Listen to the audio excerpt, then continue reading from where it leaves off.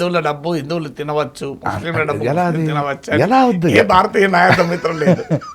And దాని గురించి పవన్ కళ్యాణ్ గారు కానీ చంద్రబాబు నాయుడు గారు కానీ నరేంద్ర మోదీ గారిని మాట్లాడరు.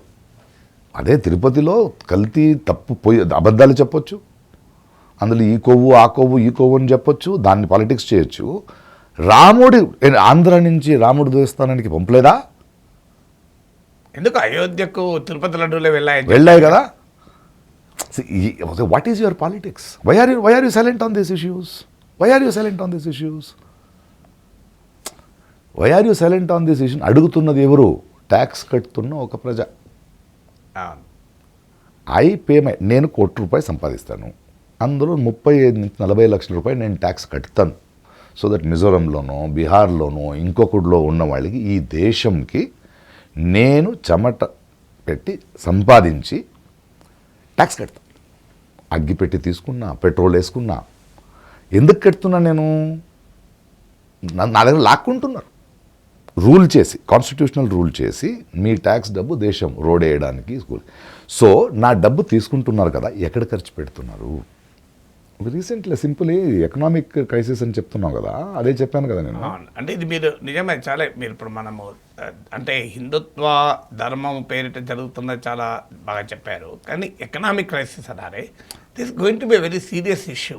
మీకు ప్రజలు ఏంటి, what is your take? Indian economy 5 trillion అయిపోయింది, వికసిత భారత్ అన్నారు అయిపోయింది. ఎక్కడయ్యింది? మాటలతో కాదు కదా. ఇవాళ ఫర్ ఎగ్జాంపుల్ సింపుల్గా మీరు లడాక్, అస్సాం లాంటి ప్లేస్లో బ్రిడ్జ్లు ఏదేందో అందుకు పెట్టుబడి పెడుతున్నారు. వరల్డ్ బ్యాంక్ నుంచి లోన్ తీసుకుంటున్నారు, మా ట్యాక్స్ మనీ పెడుతున్నారు. అక్కడ ప్రకృతి వికోపాలు జరుగుతున్నాయి. కొందరు మాత్రం అదాని లాంటి వాళ్ళు మాత్రం పొందుతున్నారు. మన దేశం ప్రకృతిని మా పర్మిషన్ లేకుండా మా ట్యాక్స్ డబ్బుని ఎక్కడ పెట్టుబడి పెడుతున్నారని అడిగే హక్కు మాకు లేకపోతే ఎలా? ఇలా చెప్పినట్టు ఇప్పుడు ప్రైవేట్ ఫైనాన్సెస్ మష్రూమ్ అయిపోతున్నాయి, జనాలు అప్పులు పాలై. ఇవాళ ఒక 65 year old man, retired man, ఒక 30 లక్షలు 40 లక్షలు లైఫ్ అంతా చేర్చి పెట్టుకుంటే ఆడు బ్యాంక్కి వెళ్ళి 10 లక్షల రూపాయలు డ్రా చేయలేడు.